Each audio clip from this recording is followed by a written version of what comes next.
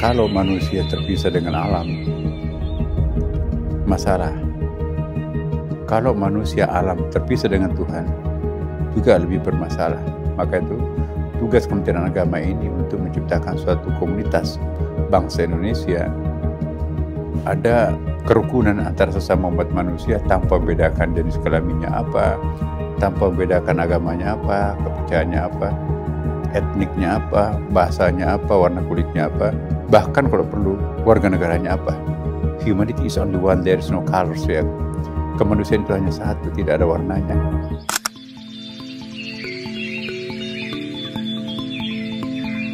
Assalamualaikum warahmatullahi wabarakatuh. Ya, tidak terasa kita sudah berada dalam waktu 1 tahun kepemimpinan Pak Prabowo, dan kita para menterinya pun juga sudah 1 tahun. Memang banyak evaluasi yang dilakukan oleh berbagai macam lembaga, ya, termasuk lembaga survei. Ya, saya juga nggak tahu, memang saya tidak pernah menghitung untuk apa. Saya bekerja, saya targetnya bukan untuk mendapatkan pengakuan, tetapi media dan lembaga survei itu menempatkan Menteri Agama itu sebagai yang urutan pertama di 3 bulan pertama, dan sekarang ini sudah 1 tahun. Masih beberapa media pun juga menganggap Kementerian Agama masih berkinerja yang terbaik, ya kan. Nah, poin saya yang paling penting idenya. Kami mencoba untuk memperkenalkan Kementerian Agama dalam wajah yang baru, dalam wajah yang lain. Ya, tidak lagi, ya tetap kita mempertahankan apa yang baik di masa lampau, tapi kita juga harus mengadopsi situasi yang terakhir ini dengan pendekatan-pendekatan baru. Maka itu kami memperkenalkan ada 3 hal yang menjadi prioritas kami.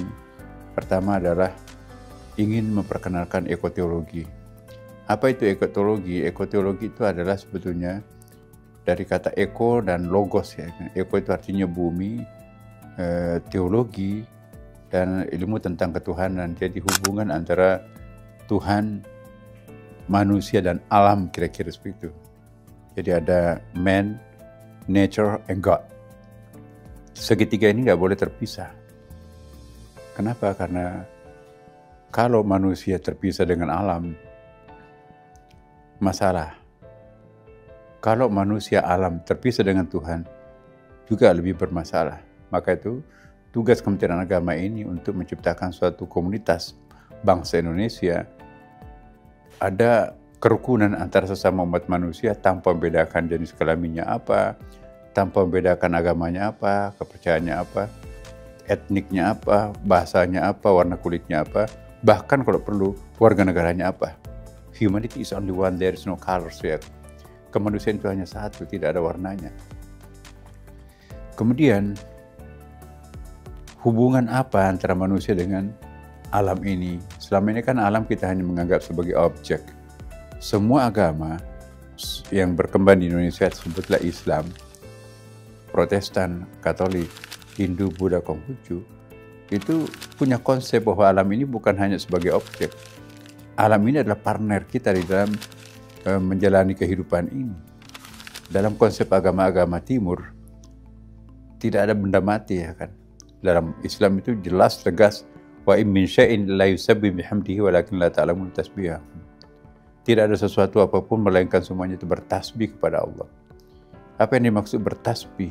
Sabbaha yusabbihu tasbihun. Itu biasa diartikan dengan memuji, ya. Tetapi sesungguhnya tasbih itu lebih bermakna sebagai tanzih. Tanzih itu menjauhkan anggapan negatif terhadap Tuhan. Nah, karena kita harus menjauhkan sesuatu yang negatif dari Tuhan, bahkan yang positif pun juga kita harus jauhkan. Ya, artinya apa? Tuhan itu memang tidak lepas daripada alam dan manusia itu sendiri. Maka itu kita harus menganggap alam semesta ini jangan hanya memperlakukannya sebagai objek, tapi itu juga partner.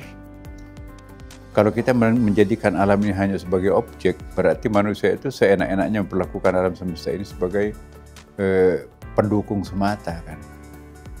Nah, itulah sebabnya banyak sekali kerusakan lingkungan terjadi karena kita menganggap alam ini hanya semacam pendukung. Ya, memang ada ayatnya, tetapi salah paham kita selama ini ya, wasakhkhara lakum ma fis samawati ma fil ardh. Kami tundukkan kepada kalian alam ini, apa yang ada di langit dan apa di bumi. Bukan berarti SIM untuk mengeksploitasi alam semesta melampaui daya dukungnya.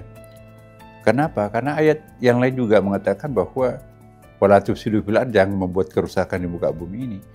Nada yang sama juga itu kita temukan dalam Bible, kitab Mazmur, kitab Kejadian, dan apalagi Hindu, ya kan. Agama Hindu itu sangat akrab dengan lingkungan alam. Sama juga dengan Buddha, ya.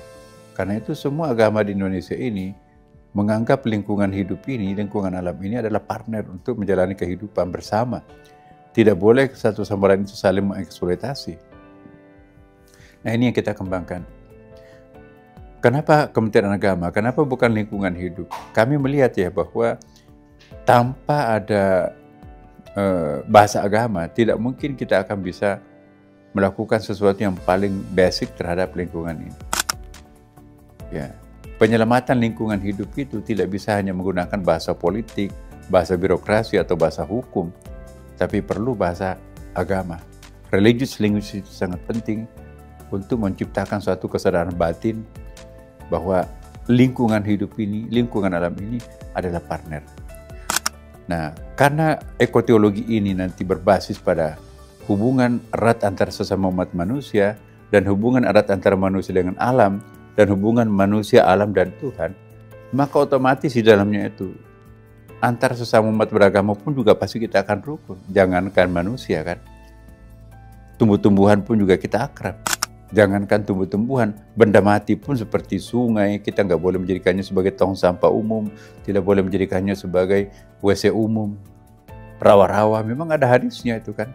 La yubalu fil ma'ir rakid, jangan membuang kotoran pada air yang tergenang. Wala yubalu fil ma'in jari, jangan membuang kotoran pada air yang mengalir. Itu kan teologinya seperti itu. Apalagi hadis Nabi, seandainya dunia ini pasti besok kiamat, tetaplah kalian menanam pohon. Ini apa message-nya? Itu luar biasa itu. Paru-paru dunia itu dianjurkan untuk diperkaya. Nah, saya ingin kembali lagi ya, bahwa Kementerian Agama itu memperkenalkan ekoteologi ini sekaligus untuk mengakomodir ya. Mungkin kita tidak lagi berbicara tentang sesuatu yang sifatnya kontroversi, misalnya deradikalisasi, ya. Berarti selama ini ada agama yang radikal, maka perlu deradikalisasi. Kita juga tidak perlu terlalu banyak berbicara tentang moderasi. Berarti ada agama yang selama ini tidak moderat. Ya, kita juga tidak perlu berbicara tentang kerukunan. Apakah selama ini kita nggak rukun?